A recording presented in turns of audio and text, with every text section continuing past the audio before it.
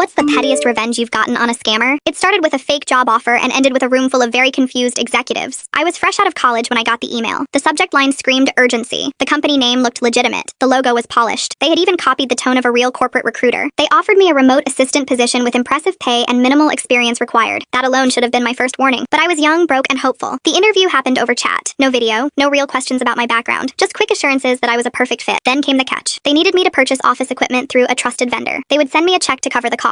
I just had to deposit it and transfer part of the money. Classic fake check scam. By that point I knew. I did not feel scared. I felt insulted. They had used a real company's name. They had copied real employee profiles. They had counted on someone like me being desperate enough not to question it. So instead of blocking them, I decided to waste their time. When the check arrived, I emailed back saying there had been a small problem. The bank flagged it for review, I wrote. They need additional confirmation from your finance department. I asked for increasingly specific documents. Official letters, phone confirmations, screenshots of internal systems. Each time they sent something, it was sloppier than the last. I kept replying with polite confusion. Oh no, the routing number appears slightly off. Unfortunately, my bank needs a second verification signature. I'm so sorry, but they require a direct call from your CFO. They grew impatient. I grew more meticulous. For nearly 2 weeks, I played the role of the overly cautious new hire. I asked detailed questions about onboarding, requested employee handbooks, inquired about company health insurance options. At one point, they sent me a fake PDF labeled Executive Welcome Guide. The formatting was so bad, I almost felt sorry for them. Almost. Finally, they pushed hard. Deposit the check today. They wrote, we need to proceed. I responded with my masterpiece. I told them my uncle worked in bank fraud investigation and had taken a special interest in my exciting new job. I mentioned he would love to speak directly with their accounting department. I attached a completely fabricated meeting invitation with a video conference link. The title read, Financial Compliance Review. I gave them a date and time. To my surprise, they accepted. On the day of the meeting, I logged into the video platform under a generic name and muted myself. My camera was off. One by one, several accounts joined the call. No video from them either. They began messaging in the chat. Is this the compliance meeting? Yes, we are here. Where is the investigator? I waited 5 full minutes. Then I typed a single sentence. This meeting is being recorded for evidence. The chat went silent. One account left. Then another. Within 30 seconds, the entire executive team disappeared. I never heard from them again. Was it heroic? No. Did it stop their operation? Probably not. But for 2 weeks, they chased a payout that never came. They drafted fake documents. They prepared for a meeting that never existed. They wasted time they could not bill to anyone. And in the end, the only thing they received from me was anxiety. It was petty. But after realizing how many people actually fall for those schemes, how many savings accounts get drained and hopes crushed, wasting a scammer's time felt like a small act of balance. Sometimes revenge is not loud. Sometimes it is just making sure the person who tried to exploit you leaves the conversation with nothing but their own paranoia.